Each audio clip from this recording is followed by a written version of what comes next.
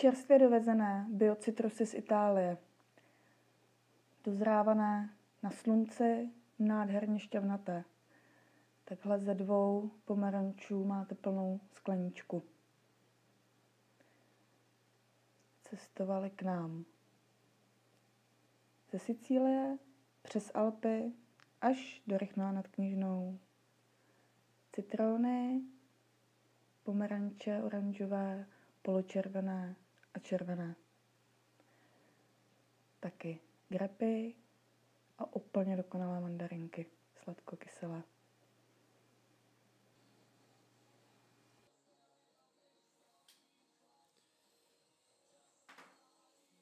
Právě teď je čerstvé koupíte na Lahodnostech. Ať vám chutná.